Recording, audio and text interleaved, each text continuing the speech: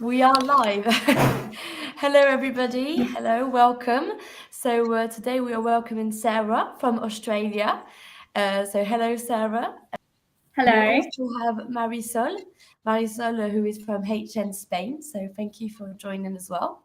Sara, I'll let you introduce yourself. All right. Should I start? Because my introductions is sort of in the PowerPoint. So should I start sharing the PowerPoint now? Yeah, fabulous. Great. So let's see if I'll make that full. Does that appear as a whole screen now? Is that clear? Is that all okay? Yeah. I can't hear. I can't see my screen. So if someone could just say, yeah, all good. Yeah, it's perfect. Thank you. Great. Sorry, I can't see the video. I'm sharing it as a full screen, and if I see it, then I won't be able to see the PowerPoint. So bear with me here. So if there's anything that you need, just yell out and stop me.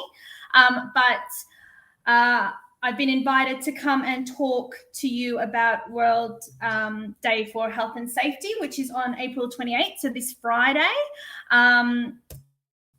As Emmanuel introduced, my name's Sara Fernandez. So I've been in health, safety and wellness for over 12 years now. I think it's coming to 16 years, which makes me feel very old. So I'm going to go through a few topics and a few items just to talk. I try and keep it quite light and quite friendly. So like if there's any questions, I don't think you can actually join the questions, but like please let Emmanuel or Marisol know and they'll get back to me about any questions you may have, and I've got no issue in explaining anything further. We only have half an hour, so because of that I'll try and it'll probably be high level. It won't be anything too in-depth, but I hope it gives you a really good understanding. I always believe that if you can walk away from a training session and have one thing that you really enjoyed that you're willing to share with other people, it's been a successful training. So hopefully you guys find it successful in that way. So just what we're going to go through today, we'll just talk about what is workplace health and safety and wellbeing. When it says World Health and Safety Day, Workplace Health and Safety Day, it doesn't really talk about the well-being. That's sort of in the past been associated with health, but with well-being and mental health becoming so much more prevalent, it is becoming such a main focus. So we will talk about it quite a bit in this session. So I've got some international health, safety and well-being data to share. We're going to talk about how you would achieve health and safety at work. How do you achieve well-being and mental health at work? We're going to talk about the importance of discussing mental health. What is mindfulness and why is it important? Strategies for well-being and mindfulness, and we'll also do a summary and discussion time at the end where I think Emmanuel and Marisol might have some questions for me. And I'll also take a bit of time to give you guys a little bit of an activity that you can do at some point today or when you get home or some point this week that will help with your mindfulness as well. All right, so before I get started, when we do talk about mental health and we do talk about some of the health and safety statistics, there might be points there that are quite sensitive for people. So if you do find, at any point that it might feel a bit difficult, it might not even be today, it might be even after the talk, do take time to reflect that. Do take time to talk to somebody if you need to. I'll be online for a couple of minutes after. I do have a diploma in mental health. So if you do want to talk to me about anything that you might be concerned about, feel free to, because I do understand that sometimes some of these topics can raise a little bit of concern for people. So just it's okay if it does, and do take time to reflect. And if you need to step away from the presentation, I understand it does happen, but I just wanted to always give that little bit of warning because everybody's different and everybody reacts differently. So you just never know what might trigger somebody. All right. So I'll just give you a quick overview about health and safety in the workplace first. So it is everybody's right. It's a fundamental right. and it's just open discussion is very important. So I think one of the main things that they're looking at for this year's health and safety in the workplace from the International Labour Organization is that it's a fundamental right, that you shouldn't have to go to work worried that you'll come out of work not how you entered the workplace. So, and that doesn't just mean physically, it also means mentally. It means providing you a workplace where you thrive and where you can walk away and come home that day feeling still mentally and physically well. So that's really, really important. So it is a right for everybody to feel that way, and it's everyone's responsibility.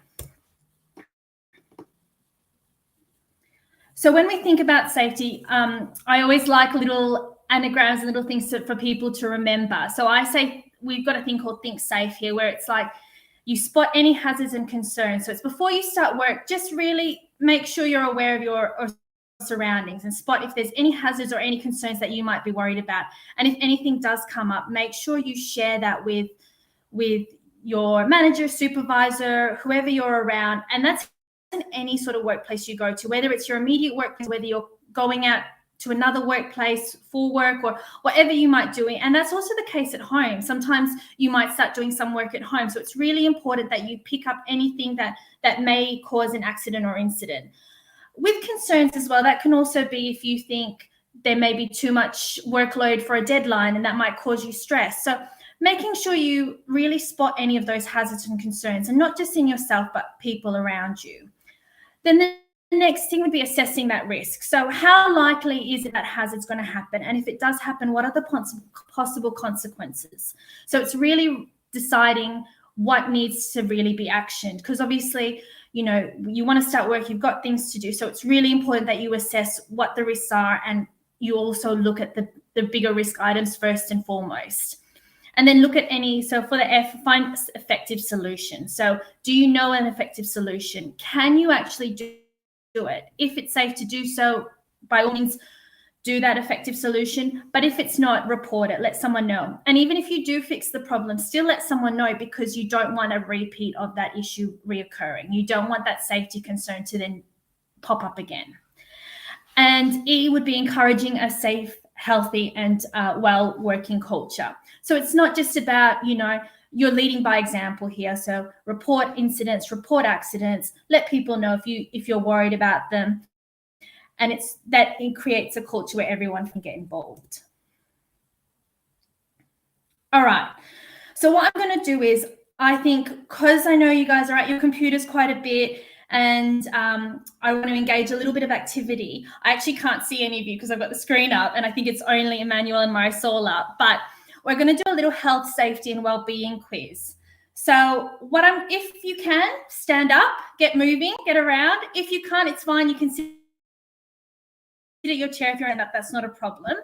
Now, you might be wondering why there's 2 coins there. That's the Australian coin. It's the dollar coin. Now, the part of the game is, there's a very popular game here, or gambling game, called Heads and Tails. And funnily enough, yesterday was a public holiday here for Anzac Day. And Anzac Day is where we pay tribute to our war veterans. And now 2 Up, which is the game that we're going to play now, is actually illegal in Australia. You can't play it except on Anzac Day. So in commemoration of that, I've made this little quiz that also plays the game. So what I'm going to do is, I'm going to go into, and it's a very straightforward game. You throw coins up, and they either land on both heads, both tails. So heads is the head face of the coin, and tails is the other face of the coin, which, because we have so many weird animals here in Australia, usually is animals, hence why we call the other side the tails. That's a good one. And so, because instead of doing coins, and instead of you just yelling out, if you think it's a head, if you think the corresponding right answer is head, and I'll tell you what it is. Put heads.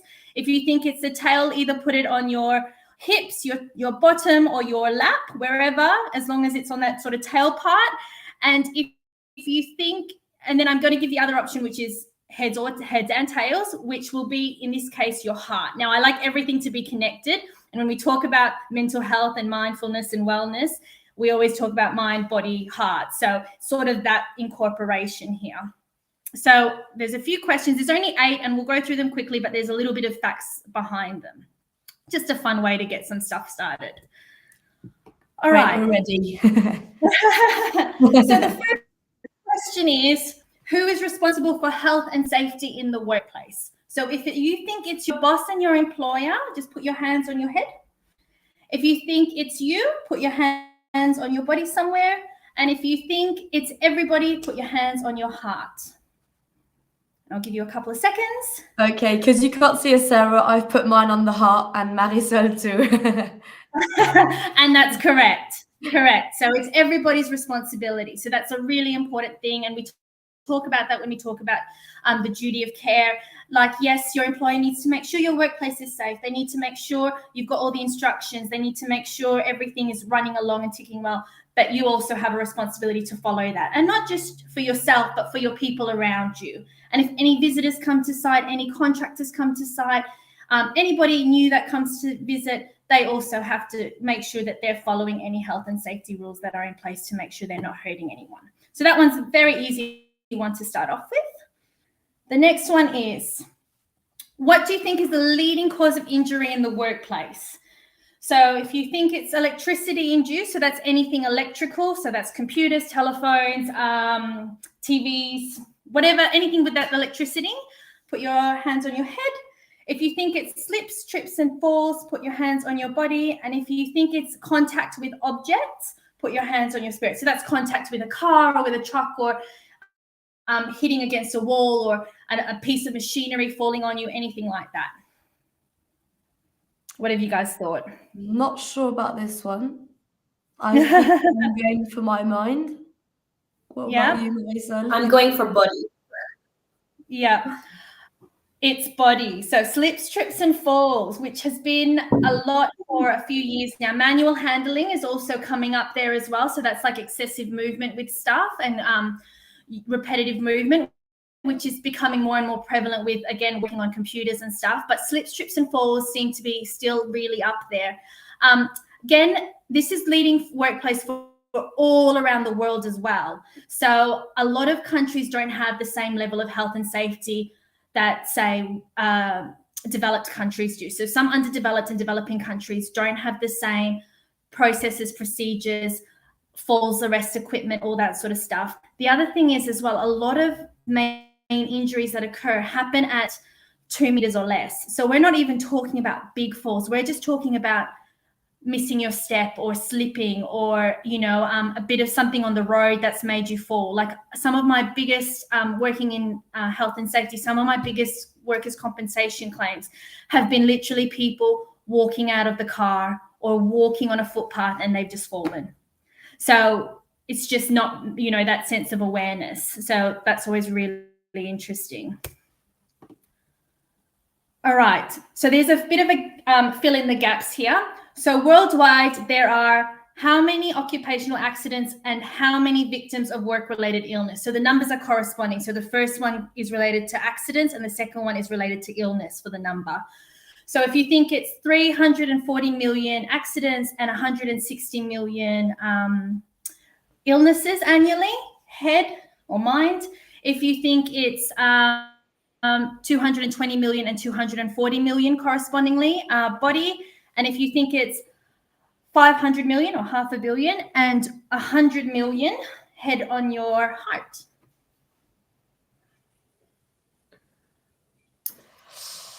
I think I'm going to go with the body one. Not sure. Mm-hmm.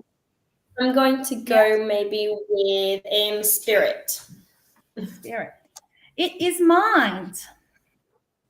So Both worldwide, there are 340 million occupational accidents and 160 million are work-related illnesses annually. So that's about 2.3 million fatalities every year around the world still occurring. Now, this is recorded as well. So there's a lot of countries that don't properly record workplace fatalities. So every single day, that's 6,000 people from a workplace incident and an injury. Luckily, we live in a lot of, I think everyone that's joined this call and myself, we live in countries where those rates aren't as high. However, I think Australia is still in the hundreds. So is the UK. So it's still quite high even in developed countries. And like, just as an example, like hazardous substance is thought to cause 251,000 deaths. And like, it's not even a top priority, like it is still a top priority, but it's not up there with the high risks. So it just shows the numbers there. So what do we think is the cost of workplace incidents to the global economy annually? So this is in American dollars, I believe, but that's not too far off from euros. So it'll give you, and I've made them quite different sums. So just go for the closest. So 1.25 trillion for mind, 650 billion for body, and 920 million for spirit. That's a tough one. Yeah.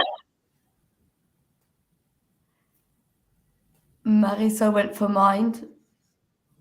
Mm-hmm. I think, yeah, I'll do the same. Yep, you're both correct. So that comes to 4% of the world's annual gross, can't remember what GDP stands for, but it's that whole amount that the global economy, that's how much the consequence of occupation. Well, that's a lot. I didn't expect that much. It's a lot. Yeah, it's a lot. And again, it's what's recorded.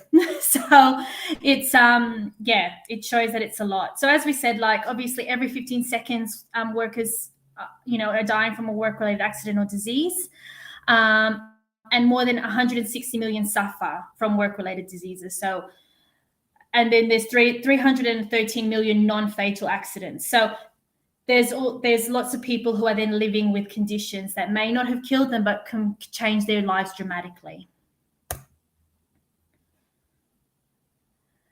And so what is the leading cause of disability worldwide? Is it work-related incidences? Is it motor vehicle incidences? Or is it mental illness? And this is working age, we'll say. Working age or younger.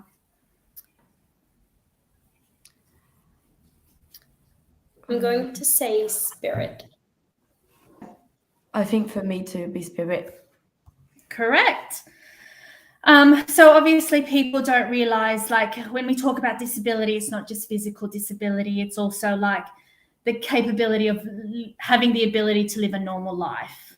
So plus 1 billion people are living with a mental disorder. That's including substance abuse disorder, self-harm, and dementia. That's worldwide. 3 out of 4 people have a mental disorder living in a low or medium income countries. And 1.6% of the government budget is allocated to mental health, and 0.4% of the development assistance for health. So we're getting such big numbers, but we're only spending such a little bit of budget on that. It's quite frightening. And I think, like, as well, it also debilitates people around them. It's such a huge and prevalent issue at the moment. And so number of working days lost every year due to depression and anxiety. So worldwide, cost to companies, how many days are lost every year due to depression and anxiety? So mind is 8 billion, body is 12 billion, and spirit is 150 million.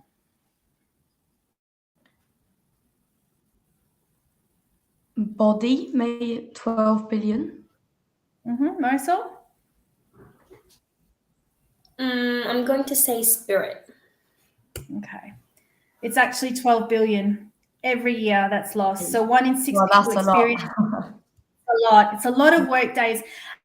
And the problem is that's work days lost, but that's not including presenteeism, which I'll get to, I think, in a later slide, but that's people not coming to work. There are so many days lost with people who are coming to work who just are stressed or not really there or are suffering.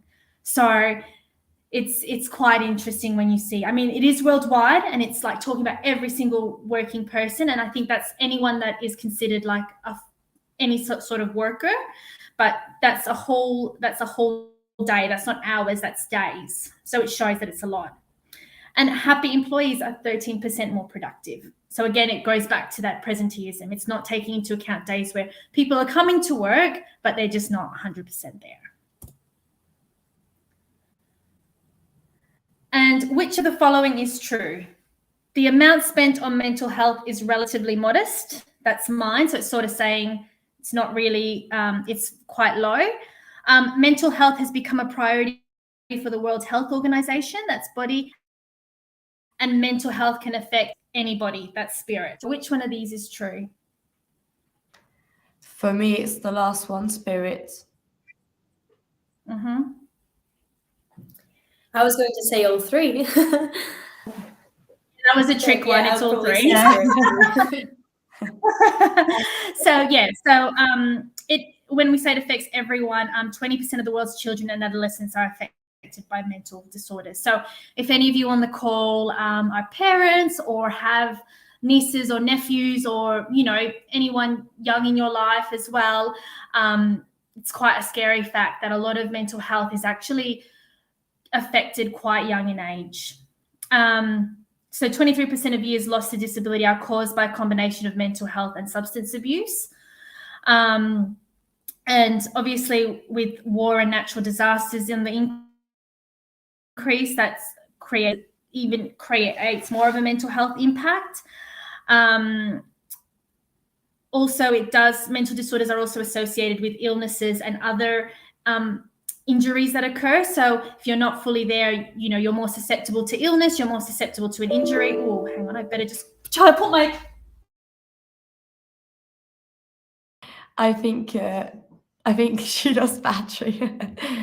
But yeah, I wanted to bounce on that. I do think since COVID, like we did have a lot of, like, I think the mental problem did come up a lot. And I think since that event, we're like really able now to really talk about it. And I think we're a generation as well where we talk about it more.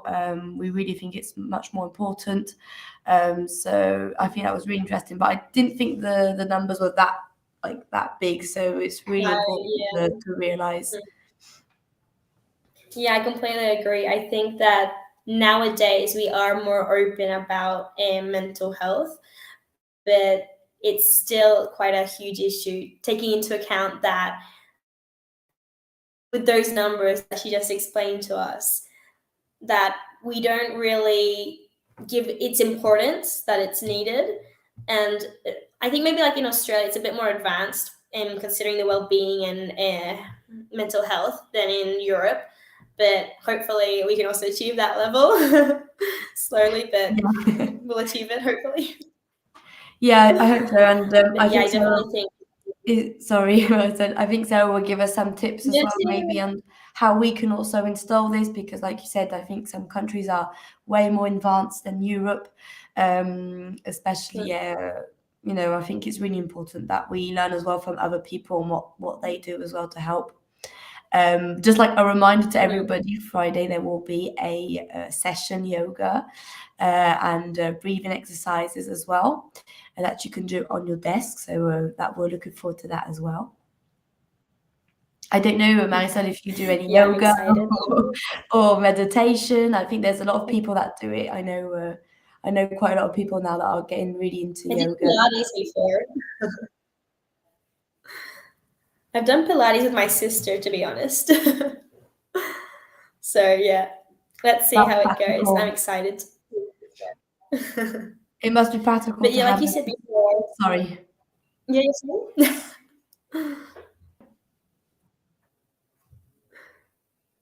No, sorry, I was saying you must be practical to have a sister that's in this kind of field like that. You can really learn a lot and bring a lot. Yeah, I think that I'm also more interested in well-being and mental health and all those subjects because of her, because she shows me, you know, the importance of it. So I always feel like that I'm heard, and I think that's also like a really big issue, that if you feel that people won't listen to you, or that people will say that it's not such a big deal, you will not be as comfortable to talk about it with them. So because like it's her profession, it's a lot easier to talk with her about those subjects and those issues that I could possibly have in not just the workplace, but like in daily life. Can you hear me? And yeah, Sarah's back on. Sorry. That's And then I okay. did come back on and I could hear you talking, but I don't think you guys could hear me. So I was like, That's okay, don't worry. We were talking, we were reacting at what you were saying. It was quite enormous numbers, and like I think since COVID, a lot of people have finally thought about this subject, and now we can like finally move on. So yeah. Leave you back on the presentation. Sorry about that. No, that's okay. So back to like it can, and the biggest one I think that so it is becoming a big priority for the World Health Organization now because it's such a huge impact. Globally, there is a huge inequality as well as how resources are distributed for mental health. It's again that stigma about, well, it's not a physical condition, so a lot of people can't explain it, or can't, you know, if you've broken your arm, you can show them this is what's happened and you can see when it's physically healed. But if you're feeling some mental or emotional issues, it's just hard to express that and to show that in a physical way. So yeah, mental health can obviously affect anybody. Yeah. And so the last one is, what is the best response to workplace well-being? So stay connected with your work colleagues and discuss any issues. Take time to go for breaks and look after yourself, or create a space where people can feel comfortable to talk if they want. Just Sarah, sorry, we can't see your PowerPoint. Can you share it again, please? Sorry. Hang on, escape. Sorry. Let me see if... Oh yeah, because like sharing would help. I understand this.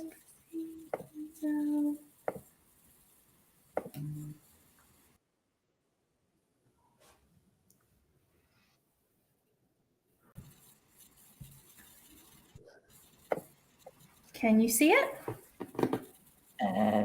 Yeah, it's back on. Thank you. Yeah. So yeah, what is the best response? Stay connected with your work colleague and discuss any issues. Make time to go for breaks and look after yourself, and create a space where people can feel comfortable to talk if they want. I'm going to say spirit for what I was talking about when you were here, that I feel that you give me like the opportunity to like speak freely with you. So I think that's really important. And yeah.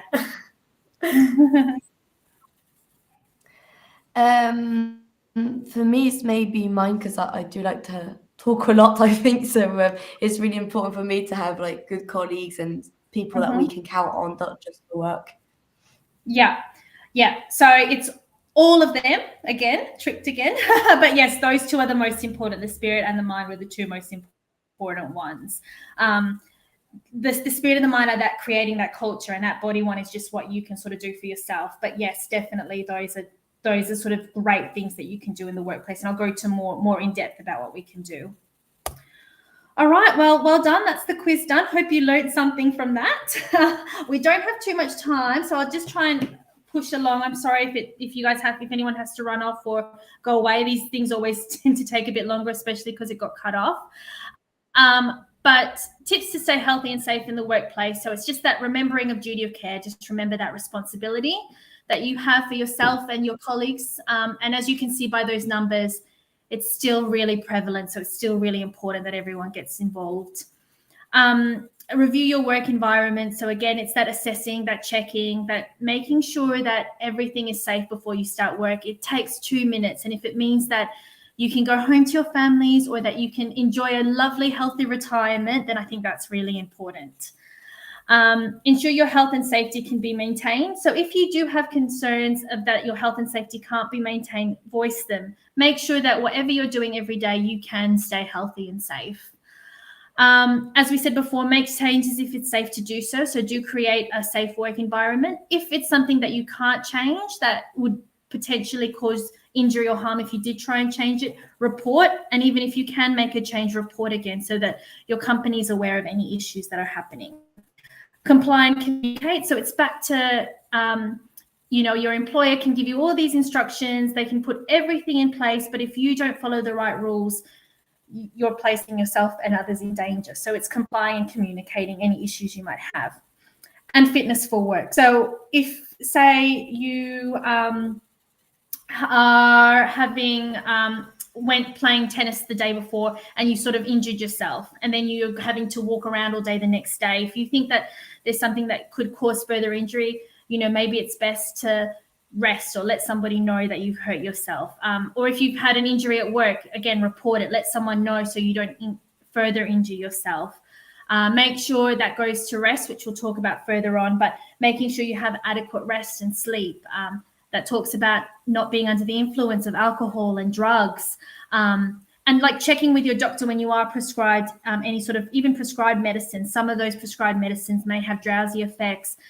Say you drive to work as well. You have to make sure that that's not affecting your capability to do stuff safely. So it's just that concept of just making sure you are fit for work and that you're fit for the job you're about to undertake. So why is it important to discuss mental health in the workplace? I guess from some of those data we've shown, obviously you can see the impact that mental health does have in the workplace.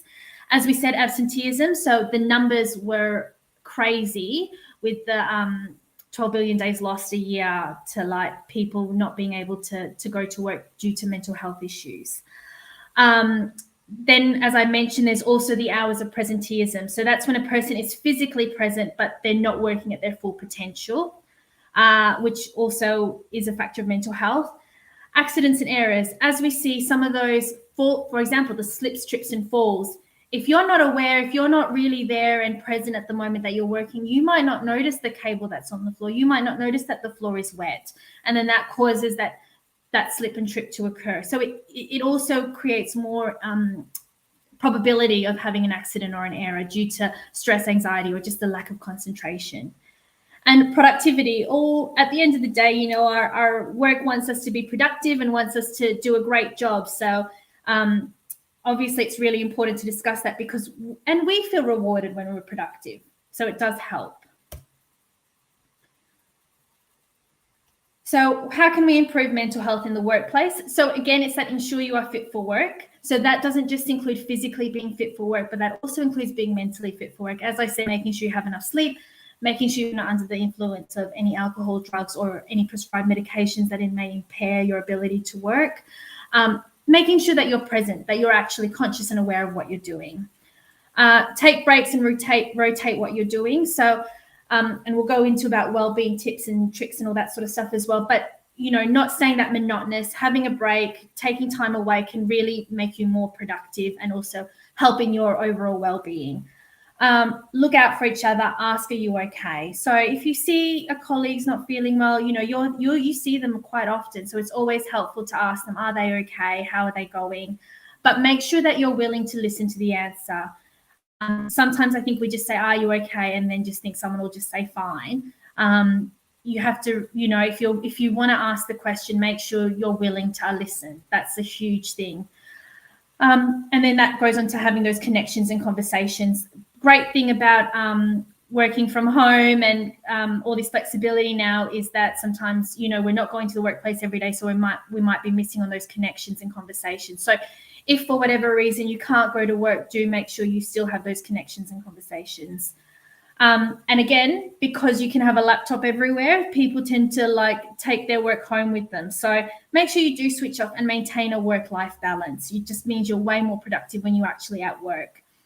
And make sure you also maintain well-being at work and at home. So, you're at work for 8 hours and then you're at home however long the rest of the time. So, you have to always keep those practices going. So what is well-being? So we've talked about mind, body, and spirit quite a bit through the quiz, and I like to keep those sort of things in your mind going.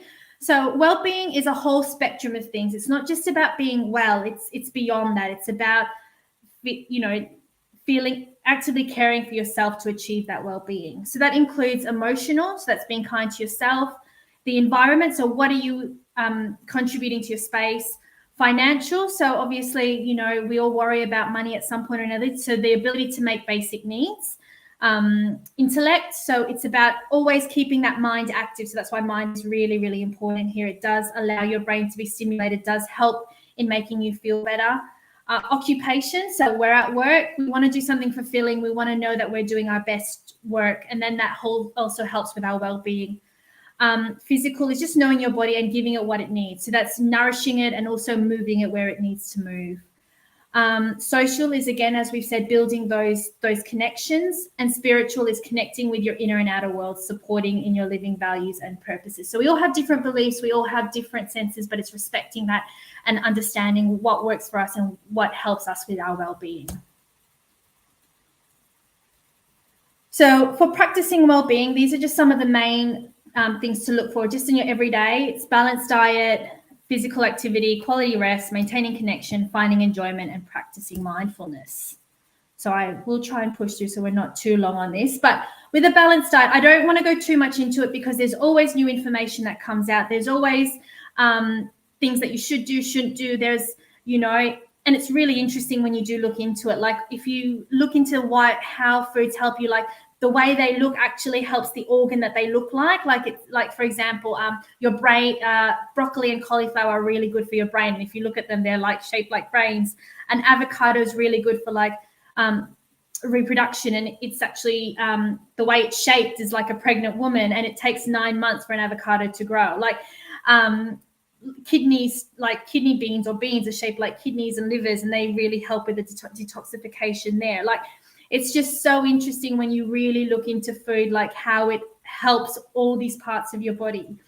So I won't go into too much detail, but really the main things to focus on are balance. Everything in balance, everything in moderation. The more colorful, and I mean naturally colorful, not adding food colors in or having lollies or anything like that, but the natural colored foods, as if you can keep a really, really colorful diet, you're on the way to a good start. And, just being mindful, like what you put into your body, making that movement also adequate to come out, making sure you're checking in on your body as well. Like, oh, that food doesn't make me feel good, or that food does. Each body is so different. So don't just one rule applies to all people. However, keeping a balanced diet that's full of color and full of nutrients is always a good start. And water. Always try and get your 6 to 8 glasses of water a day. Me and my sister had a chat about this. I actually suffer really badly from dehydration if I don't have water, and I explained some of the issues like I get with it. And like it's quite interesting when I say that to people, they're like, oh, I think I suffer from dehydration. Like when they realize how it is and then they put it together, you realize when you don't have water, it really does affect. Physical activity. So again, trying to just a walk. We're going to go through some physical activity and methods in a couple of days. So we're going to do a light Pilates session with a bit of stretching and a bit of activity there. So just keeping your body moving. That can even just be walking to work if you walk to work, or parking that little bit further away so you increase the steps, or taking a bus if you catch the bus one bus stop further away so you're walking that little bit extra. Just those little tips to get at least 30 minutes to 60 minutes a day of exercise. So like the benefits are like it boosts memory, it prevents illness and injury as well. So we've talked about injury.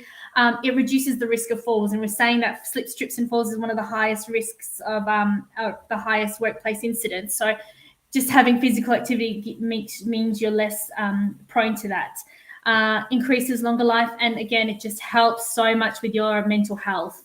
It improves depression and anxiety. So there's so many things that really help. And try and do activities if you have dogs and children, or with friends. Try and make it active. Try and engage with other people as well. So just with a lot of this information, so this chart that I've got here with the limit sedentary time, and then as it goes up with what older adults and everyone should be doing, I got it from the World Health Organization. So when you research, there's going to be a lot of research out there, and I encourage you to all do your own research and see what suits you. But do make sure you do reputable sources like the UN, the World Health Organization, the ILO, any of your country's health government health organizations. They usually give the best advice and the most accurate. So do make sure you do try and follow that rather than some fad that's going on.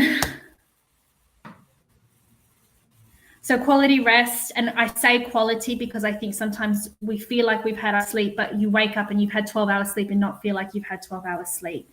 So sleep, so many benefits. I don't even have to really go through with it, but mainly about reducing stress and helping you be more productive, and helps you with your relationships and with your overall health. But again, by having exercise beforehand, this shows how it's all interlocked. Having, trying to have some exercise, or just going for a walk, getting fresh air, meditating, turning off your phone and turning off any electronics before you go to bed to really have that time, and organize your time and space. Like, make sure your bedroom is a time where you feel like you can go to sleep. Worst thing you can do is take your laptop and do work in bed, because you're not then separating your work from your sleep time, and you're not having that quality rest. So that's really important. It just makes you so much more productive. So I was part of an organization called Act, Belong, Commit, and it's again that engagement piece. It's about keep active mentally, physically, socially, spiritually, and culturally. So that's something as simple as going for a walk, or meditating, or doing whatever form of spirit healing that you need. Do something for someone. So it's about feeling connected with friends, with family, with your kids, with your partner, with whoever, with the community even. Join a club, join a sports team. There's so many different things you can do. And then commit, do something meaningful. So something that means or adds value to you can make all the difference. So take time to challenge or help a neighbor or something like that. So I worked for this company for a bit, and I did a piece on how volunteering can make you happy. And it sort of encompasses all that. It like gets you to actually do something. You feel part of the community, and you're committing to something. You're actually doing something for the greater good. So those sort of things can really, really help your mental health. I think we're nearly there. So just with mindfulness, we're going to go more into mindfulness on Friday session. So I won't go too much into it, but it's about being present. So it's about paying attention to your present moment in time, and not being judgmental on yourself, being observant on yourself, and feeling that intentional purpose and awareness of the experience. So it just improves your awareness, it improves your mood, it reduces stress, it improves sleep, increases empathy, and just improves self-esteem and focus. So many benefits, which I'll go into a bit more detail in a minute. So it's important at work because it's shown that it improves efficiency, it improves the immune system, it increases job satisfaction, and it reduces stress. So I think studies have shown, I think in one workplace, it improved the productivity by 70% of workers just having mindfulness moments. It's just taking that time to actually be present. So there's lots of ways you can do that. And I love this little diagram here because it's called mindfulness, but there's a difference between having your mindful and being mindful. So having your mindful, so you see you're walking here in the park, and I think we've all done it where we're walking in the park, or even when we're driving home or taking a bus home, and then we forget, how did we even get home? We didn't even remember that journey because our mind was thinking about so many different things. We can be walking in a park and we won't even remember passing somebody that we recognize, or won't even remember seeing something because our mind is thinking about a million other things rather than thinking about where we are. So that diagram really shows it beautifully. It shows having a mindful, and then the other side being mindful, which is actually enjoying the space that you're in and recognizing it. So a few things you can do is just breathing in, breathing out, pay attention to your senses, just being still, being non-judgmental of yourself, forgiving any of your thoughts that you may have, and being grateful. So, take time. It is a process, but we'll go through a few exercises on Friday's session with that. We're nearly coming to an end. And then meditation will be part of the session as well. And there's so many healing properties with that, but we'll also go through a session with that on Friday. So quick activity and quick discussion time, because we actually probably don't have much time. So I don't know if Emmanuel or Marisol have anything to add. But before I go, I just want everyone to today, or at some point today, and a part of mindfulness is this, if you can't join on Friday, this is also helpful, is to have a bit of time for gratitude. So gratitude's so important. People do mindfulness in many different ways. They may meditate, they may journal, they may record their day. If you've taken any tips or tricks from here, feel free to do that. But one easy, quick thing you can do is find 4 things that you're grateful for that have happened that day. And if you can do that every day, it can really help with your mental health. So I guess I'll give you an example for myself. So my 4 things are, one would be, thank goodness that the IT worked, because I was a bit worried about that. So I'm grateful that that's worked and you could see the presentation. 2 would be that I had the opportunity to have this time to have this conversation with you and got to share that with you. And sorry we've run over time, but thank you for listening and being engaged with that. 3 would be, I had a really good coffee today, and coffee is really important. It's very expensive here, but I still love a good coffee, and Australia does really, really good coffee. So if you ever have a chance, come to Australia and try our coffee. And 4th, I think, and I say this quite a lot, and every day it becomes more and more important to me, going through some of my own personal grief and mental health issues very recently in our family, having family and friends, and having my given family and my chosen family has just, so grateful for that. I'm going to get emotional even talking about it. It's just so grateful for that. So that makes me really happy to know I've got that. So yeah, if you have time tonight or today, take 5 minutes, or if you're having a break, move away from the screen time and just take time to think of a few things. If you can, jot them down. If not, it's fine enough to just think of them in your head, but really be present in that and try and think of a few things that you're really grateful for. And that is me, unless there was anything else from Marisol or from Emmanuel. Well, thank you, Sarah. That was really interesting. We haven't got any questions, but that was really interesting. I think if there's any questions, please don't hesitate. This is going to continue on Friday, and you will send our email address if you want the presentation as well. Don't hesitate to ask us in the comments. But yeah, it was really, really interesting. For me, the 4 things I'm thankful. Well, our day is still starting today in Europe. It could be from yesterday. But at the moment, this morning, I had a lovely croissant, and that is one of the things I love the most. So I have to put this on food today.